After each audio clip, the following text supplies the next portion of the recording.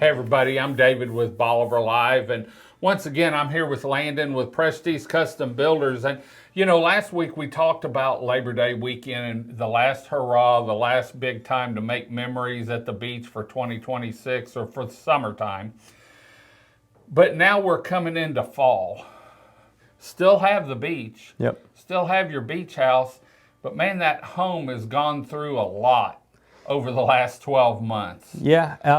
So what should homeowners look at? Well, I think you need to take a look at what you're using your home for. If it's an investment property or if it's a second home. If it's let's start second home, right? Okay. Let's start second home.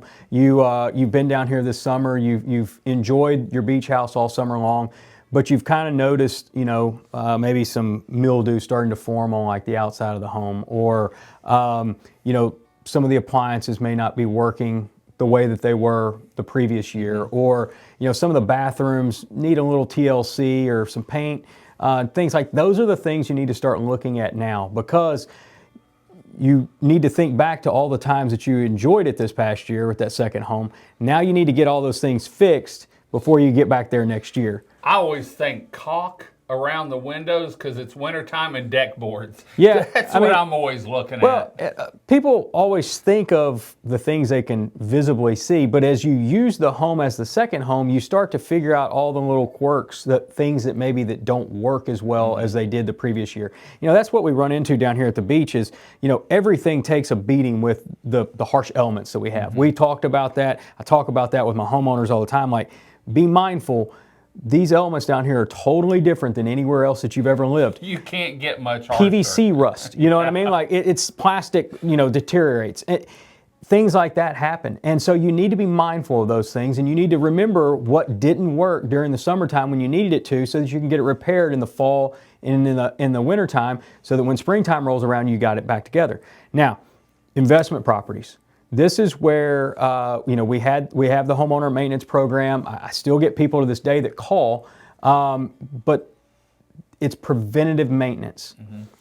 You've gone through a season now of wear and tear on your home, of people who have zero ownership in your home, who don't really care whether or not it's been taken care of or not. They're here to have a great time, somebody else to clean up their mess, and then for them to go back home. Right.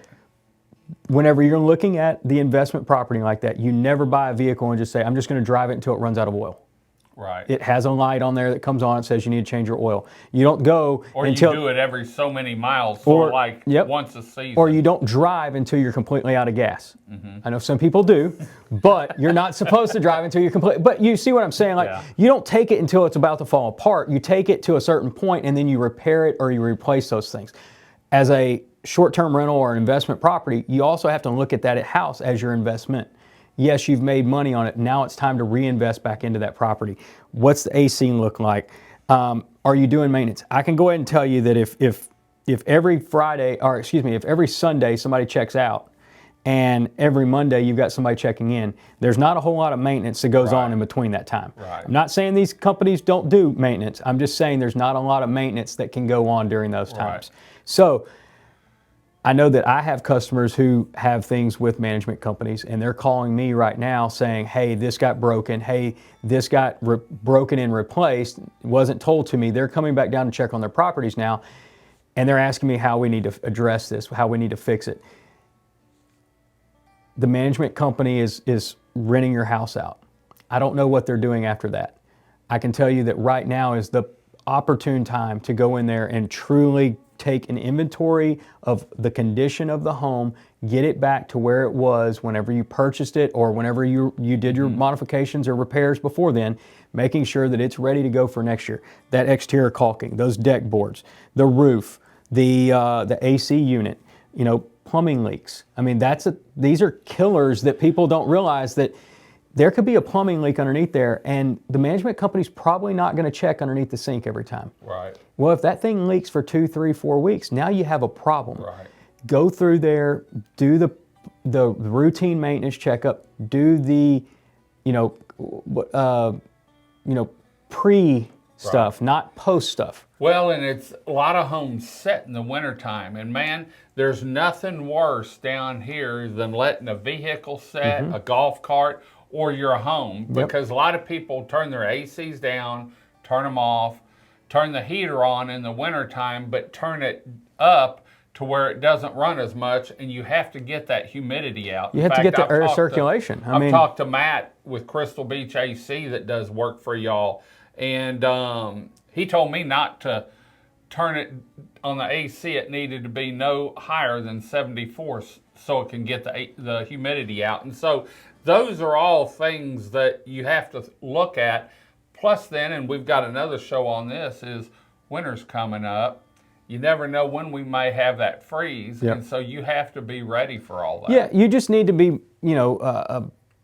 like proactive, not reactive. Right. And we talk about that with the maintenance program. We've talked about that in different shows. But this is truly the opportune time. Now that things have slowed down, you've made it from an investment standpoint. You've made your money. Made your money. Invest back into the property, because what people are seeing is they let it go on for 2, 3, 4 years, and now all of a sudden they have big problems. And so that $20,000 fix or $10,000 fix now turns into $50,000 to $100,000 fix, because they never took care of anything and they didn't go back in and do any type of maintenance beforehand. And it doesn't take, with the heat down here, your shingles, and we've talked about Aaron and Franklin with it.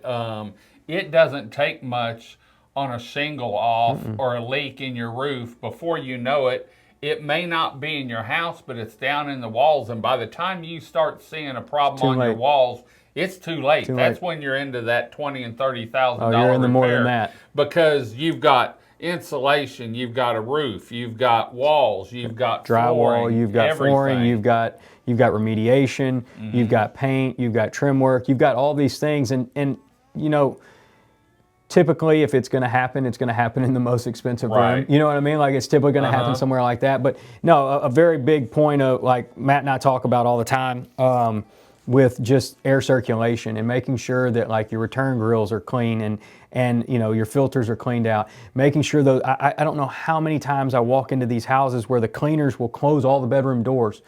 And nothing can circulate. Well, I walked into this house the other day, and you can literally hear the air sucking out from underneath all the doors. It's down a long hallway.